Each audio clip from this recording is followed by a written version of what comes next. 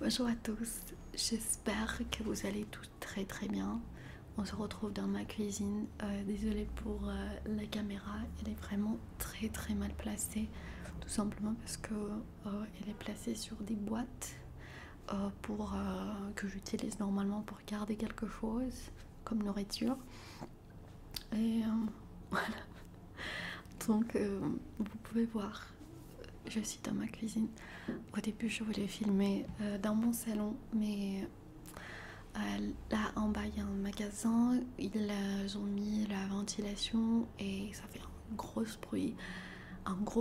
Et moi, je pense que vraiment les bruits de la rue, les klaxons, etc., les gens qui parlent ou qui crient, c'est plus agréable que vraiment ce buzz que je déteste. Euh, Vous pouvez voir un peu une partie de ma cuisine. Ça fait longtemps que je vous ai pas donné de nouvelles. Même si j'ai quelques vidéos qui ont été filmées déjà en France, mais je les ai pas postées. Du coup, oui, je viens un tout petit peu comme ça, comme vous pouvez voir. Je viens de filmer aussi une petite vidéo comme update pour mon Patreon. Et pendant ce temps-ci, je prenais aussi un petit café. Alors ouais, j'ai commencé des fois, de temps en temps, pas tout le temps, prendre du café. Et c'est pas, j'ai pas de machine pour le café, donc je fais ce qu'on appelle café arménien, mais des fois on appelle ça, j'ai entendu comme en russe on dit café arabe. En fait, ça c'est pas Nescafé, ça. Si vous pensez que je bois Nescafé, non. C'est la boîte du Nescafé. Mais dedans, j'ai du café moulu. Ouais, c'est comme ça qu'il faut dire. Et ça, c'était Arabica avec Robusta. En fait, dans un magasin là, à côté, il y a plein de cafés et vous pouvez demander qu'ils prennent par exemple je sais pas, 50 grammes de tel café, 50 grammes de tel café et le mix. Là, c'est un mix de Arabica et Robusta. Et si je me trompe pas, je pense que j'ai pris 50-50. Soit 50-50, soit 70-30. Mais je pense que j'ai pris 50-50. Et même si je prends pas de café souvent, je sens la différence entre Robusta et Arabica. Et je trouve que Arabica est plus riche en odeur et aussi plus agréable au niveau du goût. Dites-moi, ceux qui sont plus spécialisés dans le café, parce que moi je suis plutôt une fille qui prend du thé. Moi je suis pas du tout trop café. Je sais pas, ce dernier temps c'est justement j'aime bien cette odeur du café. Mais l'odeur du café, j'aimais toujours. Ça m'aidait même beaucoup quand j'avais le corona et après j'ai perdu mon odorat. Il y avait un docteur qui disait qu'il faut en fait faire des exercices, même si vous ne le sentez pas. Faut travailler avec votre cerveau et il faut sentir. Il faut essayer de se souvenir de cette odeur et les associations avec cette odeur. Et je faisais très souvent ça avec le café. Des fois j'ouvrais, je sentais rien, mais je faisais comme j'adore cette odeur du café toute fraîche quand je passe à côté d'un café et je le sens comment elle prépare ça. Oh, ça fait trop bien. J'adore le café, je faisais des trucs comme ça. Et je parlais à voix haute comme ça avec moi-même. Mais si je suis honnête, ça marchait parce que comme je le sentais pas, de temps en temps, des fois j'avais l'impression que voilà, je le sens, je commence à le sentir. Et je travaillais comme ça avec quelques odeurs, c'était parfum, ça, ou peut-être quelque chose qui avait une odeur plus précise que tu t'en souviens. Comment on fait un café comme ça? C'est certainement pas filtré. Même si peut-être je préfère espresso plus que ce genre de café. Mais ça me rappelle un peu de mon enfance. En fait, ça c'est facile à faire. Vous prenez une cuillère de ça, vous le mettez dans un truc comme ça. Là, vous pouvez voir, je l'ai filé. Je le mets pas dans ma tasse, donc il reste sur le fond, là, le café, de l'eau. Et voilà, vous le mettez sur le gaz ou sur la plaque et ça se cuisine. Et ça, c'est une ancienne tasse de Luminarc. Ouais, je sais que c'est pas considéré comme haut de gamme, Luminarc, mais j'avoue, je me souviens que quand j'étais petite, il y avait des magasins où il y avait Luminarc. On attend pour que ça passe. Vous allez entendre beaucoup de bruit de voiture. Où ils étaient assez chers, mais c'était dans les années plutôt début de 2000. Après, c'est devenu de moins en moins cher, mais il y en a plein. En Arménie, il y en a plein. Et ça, c'est Luminarc des années que ma mère elle a acheté, c'est des années 90. Mais je l'aime bien, je le trouve. Avant, je détestais. Je n'aimais pas. Tout notre service, c'était ça. Et je n'aimais pas. J'oublie comment ça s'appelle. Tarirka, Apse, Tarirka c'est en russe, Apse c'est en arménien, plate c'est en anglais et en français. Mais je sais ce mot parce que je l'utilise en plus souvent. Assiette.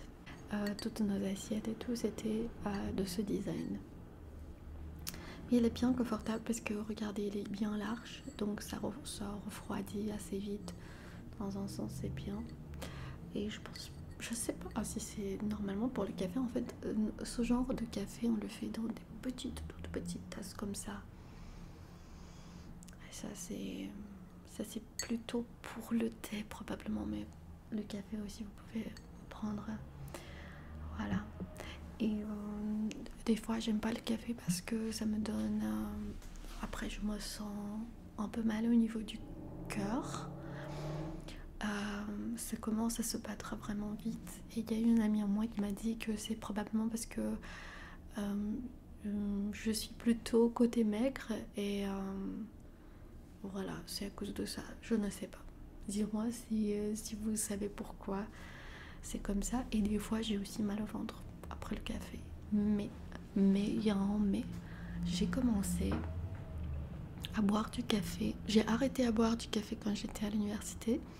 Et j'ai commencé à boire parce que je sais pas, au bout d'un moment ça a commencé à me donner ça, mal au ventre et aussi mal au cœur. Et j'ai recommencé à boire du café quand j'ai commencé à aller au village chez mon oncle. Il nous proposait du café et ça m'est arrivé, j'ai pas refusé, j'ai pas voulu de refuser parce que c'est quelque chose qu'on va vous offrir chaque fois où vous rentrez chez quelqu'un en Arménie, du café. Et il parle de ce genre de café. Hein. Et en fait, j'ai senti que quand je bois là-bas, j'ai pas mal au ventre. Et j'ai commencé à penser que c'est à cause de l'eau. Parce que l'eau à Erevan, ça certainement, ça passe par des tubes, etc., par des tuyaux, jusqu'au moment où ça arrive à ta maison. Et là-bas, de 1, c'est gratuit. Franchement, ça c'est bizarre. Ouais, je sais que tout le monde va penser que c'est extra bizarre, mais l'eau, elle est gratuite là-bas. Et ça coule tout le temps. Et tu dois le laisser un peu couler parce que sinon ça va refroidir et ça va. Après, tu auras plein de problèmes. Et ça vient de la montagne, un peu plus haut. Et je pense que peut-être il est de meilleure qualité dans un sens. Je veux dire, il est plus riche en minéraux, etc. Et je pensais que probablement c'est ça parce que j'aimais mieux, j'ai commencé à aimer mieux le café là-bas quand c'était cuit avec cette eau. Pas l'eau du robinet dans la ville, mais l'eau, ok aussi du robinet, mais qui vient de l'eau, l'eau elle coule de la montagne et on est sur la montagne. Je veux dire que c'est pas si loin que ça. Voilà.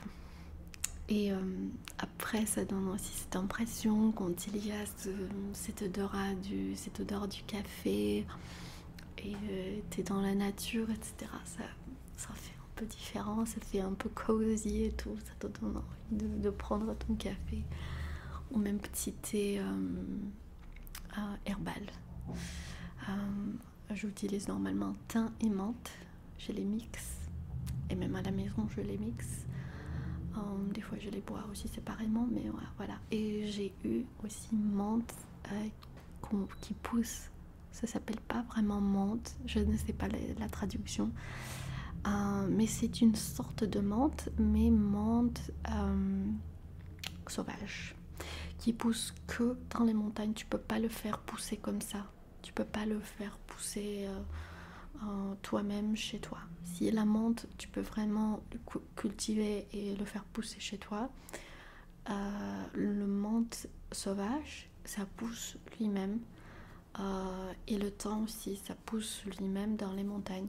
Donc pour l'avoir, tu dois l'accumuler.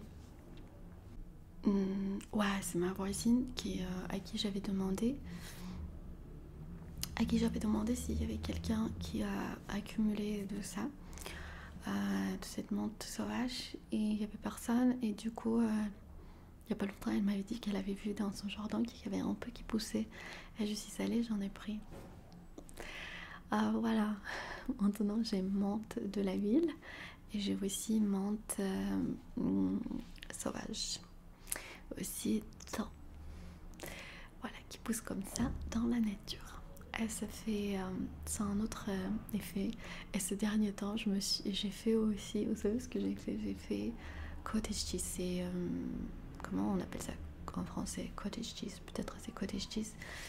C'est fromage blanc, je sais pas. En fait, j'avais acheté 5 litres de lait chez la voisine et fallait le bouillir, faire bouillir, et je l'ai pas fait, donc il est devenu plus bon à boire ou à faire quelque chose avec. Et la seule chose que je pourrais faire, c'est faire cottage cheese de ça. Et je l'ai fait, c'était très bon. Et c'est vraiment bizarre comment j'ai commencé à aimer tout ce qui est plutôt nature, et je commence à cuisiner moi-même, ce qui est vraiment un sentiment bizarre pour moi, parce que je me suis toujours dit que je déteste la cuisine, et ça a toujours été le cas. Si ma soeur par exemple, elle aimait bien essayer des recettes, etc., moi, cuisine et moi, c'était justement, on n'était pas en bon terme. De temps en temps je cuisinais, mais vraiment rarement. Vraiment, vraiment rarement. Ce que je cuisinais, c'était plutôt faire des pâtes. Et la sauce, c'était déjà prêt. Donc je rajoutais la sauce et voilà, c'était prêt. J'ai commencé un peu à cuisiner plutôt à l'époque il était mon copain, il venait des fois chez moi, mais c'était même à l'époque c'était plutôt ma mère ou ma soeur qui cuisinait. Et de temps en temps je faisais quelque chose. La seule chose que je savais faire, c'était bolognaise, plus ou moins comme ça, ou omelette. Omelette, ça je sais faire. Omelette, mais vraiment sans exagération. Je savais cuisiner zéro truc, zéro comme ça. Et là, franchement, ce dernier temps, j'ai essayé de faire brownie. J'ai bien aimé. Et pour la première fois, j'ai fait un pie. Comment ça s'appelle en français? Gâteau. Un petit gâteau aux pommes. Et c'est marrant parce que la première fois, il fallait rajouter du soda. En fait, c'est le truc qui fait gonfler. Du coup, comme soda, il ressemble au sel. Je pensais que c'était soda, mais c'était du sel. Je l'ai rajouté et c'était salé. Et après, je suis allée chez ma voisine le jour après. J'ai dit que voilà, c'était comme ça. J'ai demandé du soda. Elle m'en a donné un peu de soda. Et elle m'a donné aussi matsoun, c'est comme yaourt grec, avec lequel j'ai fait mon petit gâteau. Et je pense que c'était réussi. Voilà. Donc maintenant je me retrouve dans cet appartement. Et comme vous pouvez voir, il y a plein d'autres trucs qui sont pas prêts. Il y a le chauffage que j'ai pas, même s'il fait froid. Et je pense que dans une autre situation, j'aurais mis le chauffage. Mais là, j'ai pas le choix. J'ai pas de chauffage pour le mettre. Il fait froid. Mais je me dis, si j'étais en France, il y avait une température pareille à l'intérieur, personne n'allait mettre le chauffage. Personne. C'est justement nous qui avons l'habitude de vraiment beaucoup chauffer. Et ouais, si vous rentrez normalement dans des maisons arméniennes, vous allez voir qu'elles chauffent beaucoup. Donc je me dis peut-être je prends un peu l'habitude, même si j'ai les pieds tout froids. Mon Dieu, j'ai les pieds tout froids. Faut que je m'achète des chaussettes en laine qui gardent les pieds au chaud. Et j'ai quelques couches. Vous voyez, j'ai 2 couches. Ça c'est en laine. Et je prends du thé, etc. pendant la journée, beaucoup de trucs chauds. Sinon, ça me fait me sentir trop froid. Et là, je vais commander un petit truc qui va un peu chauffer parce que des fois, il me faut vraiment chauffer. Mais je me dis, voilà, je m'habitue un peu comme en France parce que je pense que chaque fois où j'étais en France, j'attrape froid, tout simplement parce que j'ai aussi pas l'habitude qu'il fait aussi froid à l'intérieur. J'ai plus l'habitude qu'il fasse chaud à l'intérieur. Peut-être la fois suivante, si je suis dans le village, je filmerai ce que je cuisine. Je vous fais gros bisous. C'était des nouvelles de ma part. J'espère, je sais que cette vidéo n'était pas vraiment relaxante, mais quand même, j'espère que vous avez bien aimé. Ou pas bien aimé, mais vous avez quand même un peu aimé. Je vous fais de gros bisous, prenez soin de vous et je vous dis à très vite.